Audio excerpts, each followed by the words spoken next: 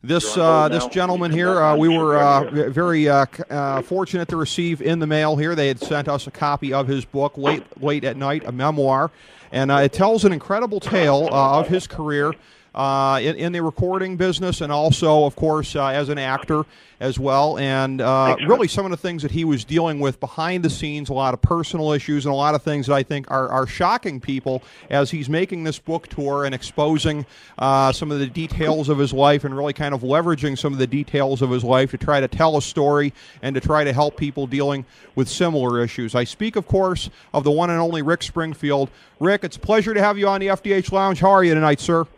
I'm good. Thanks a lot. Well, thank you. It's a pleasure to have you on the show here. There's some things, obviously, we want to get to with your book, and some of the things that really kind of shaped you.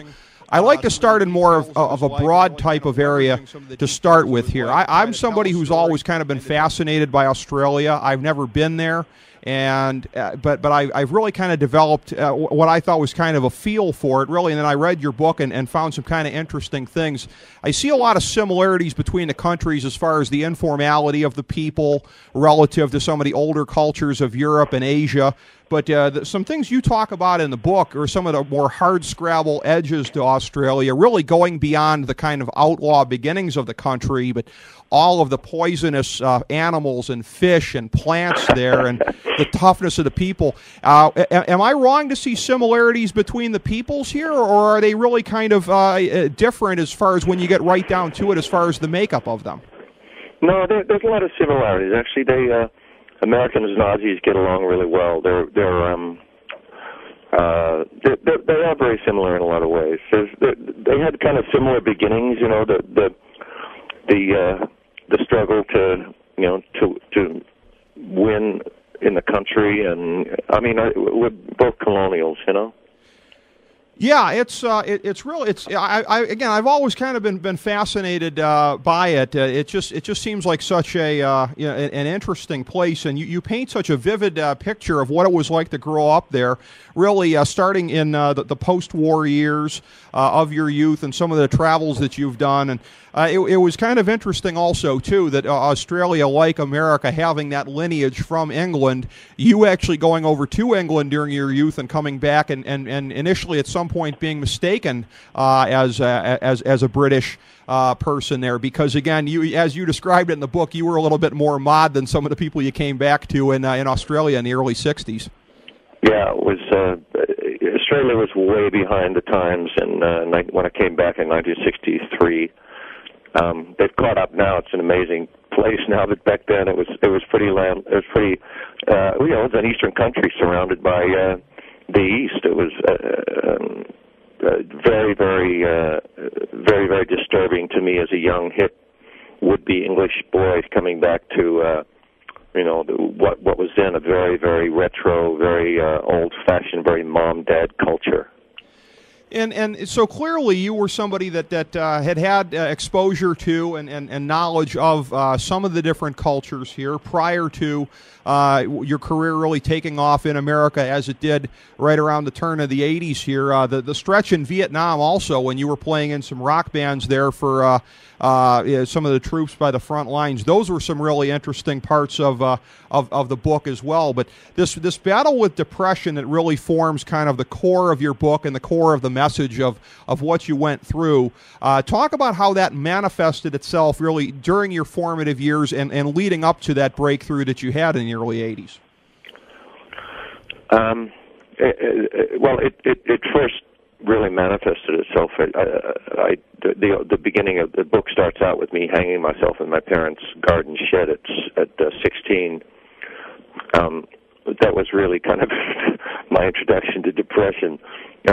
Thankfully, it didn't work. The rope came untangled, but I was very committed and was hanging there for about 20 seconds before the rope came loose. It's been with me ever since. It's also been part of my driver too. I mean, I believe with everything that comes equal good and equal bad. So it was.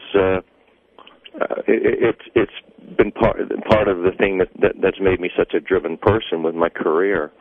I really thought success would heal me. Would make it all the bad stuff go away, and it did for a while.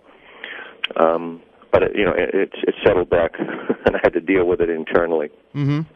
Well, you speak in the book of in more recent years some of the lyrics that you've had, and some of them being kind of raw and kind of painful, and some of the kind of confessional type things that you've been writing as far as music. But obviously, a book like this goes far beyond that. What was your process, essentially, of kind of conditioning yourself for this kind of really unprecedented level of just kind of letting it all hang out as far as what you'd been through? Did you find it to be really difficult, or did you find, that the path of your career in recent years with some of the lyrics that you've done, did you find that was kind of, softening it up for you a little bit mentally?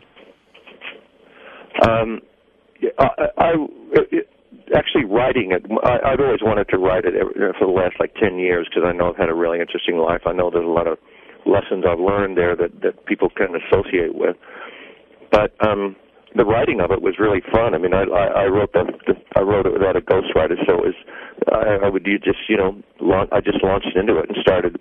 It was really most of it was enjoyable. Going back through my life, there was some painful moments, and I had to decide how deep I was going to go, but I decided I either tell it or I don't, and I'm not going to sugarcoat it or try and make myself likable or appear any other way other than who I am. So I'm truthful in songs. I just had to lay it out a little more clearly in the book.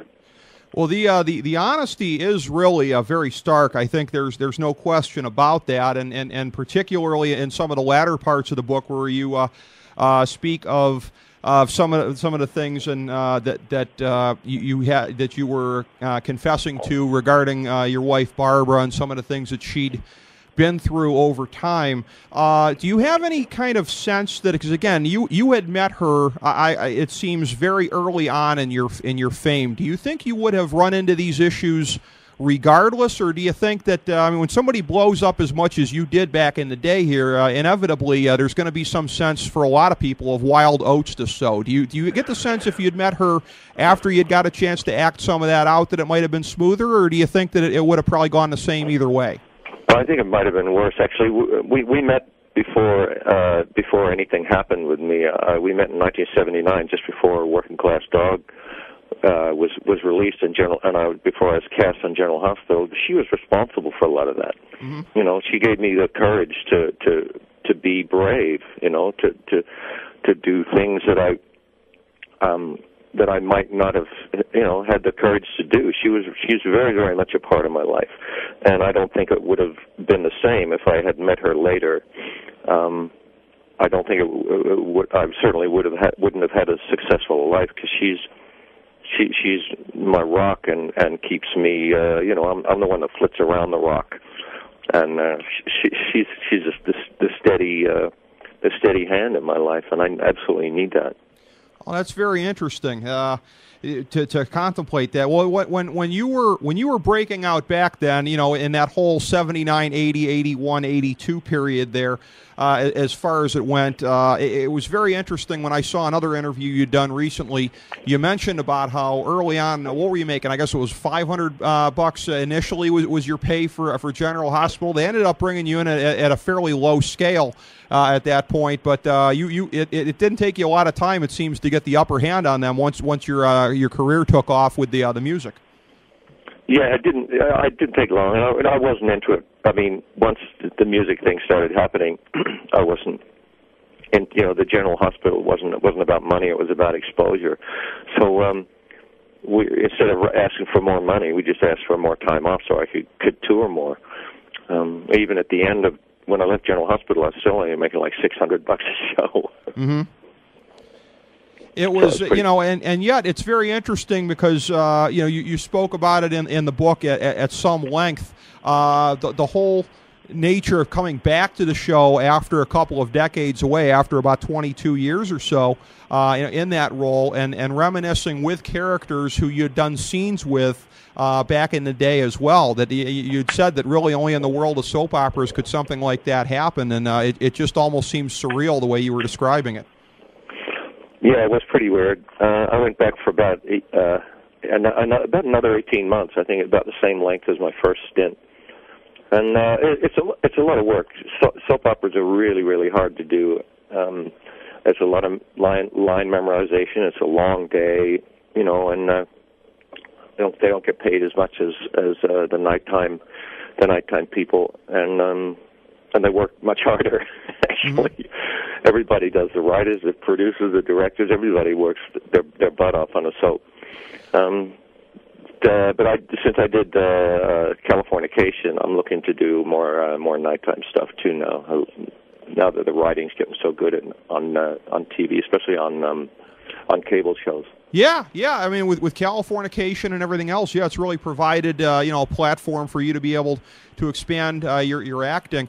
An obligatory question when interviewing you. You talked about this in your book and kind of coming to grips with the notion of Jesse's Girl, and ultimately when the time comes, and hopefully far down the road, but when an obituary is getting written here, obviously that's going to come pretty high in there. You seem to have come to grips with that, with the notion that is going to be pretty high up in there, and you know that's going to be one of the primary things clearly that you're known for musically. It's really taken on a life of its own. There's no other song that hits that I've had that's really comparable to the life that this one song has taken on, and it's just the luck of the draw. I mean. I'm proud to have a song that's done that. I mean, writers hope for that, you know, to have one song that will probably live on beyond them, you know. And it's you know, I wouldn't have picked that one in my wildest dreams. I just thought it was a good album cut, but it seemed to have struck a chord for sure. Well, ultimately, in music and in other fields, certainly, sometimes the things that you least expect will kind of take on a life of their own. Rick, I know that you're very busy with your book tour going on. I know we only had you for a limited window tonight. I appreciate you being on. We always give our guests a chance to plug at the end here. I know there were some materials that were sent to us by your people. Obviously, you've got a lot going on at rickspringfield.com, as well as through your MySpace and Facebook pages and your Rick Springfield iPhone app. I know you got that documentary coming out next year, An Affair of the Heart, about your fan base. Anything and everything else that the people should know about, please take this chance and plug. No, I mean, you know, I'm happy just to plug the book. That's cool. There's going to be a lot more touring. We're already gearing up for next year, and there's going to be some TV stuff happening, and we're doing the Fox New Year's Eve show too. Okay. Playing on that, but you know, it's just really starting out in the new year, and I think it's going to be great. Excellent. Well, it's been a very durable career, and you've broken out of Australia in a way that very few musical acts have really been able to do. So, congratulations on everything. And with the book, we're holding it up to the camera here now, late at night. Memoir here from Rick Springfield. Rick, it was a pleasure to have you on the program. You're welcome back anytime. Thank you very much. Thanks, dude. All right, appreciate it, Rick Springfield. And so we'll take our. You seem to take that the wrong way, my thing about when they write the obituary. Yeah, I just was not, because I know you, Rick. Yeah. And when you say the obituary, you just pull stuff out of the air that just strikes me as funny, because I get your sense of humor. I get it. And I had tears coming out of my tears of joy. Tears of joy when you dropped the obituary line. Oh, you know.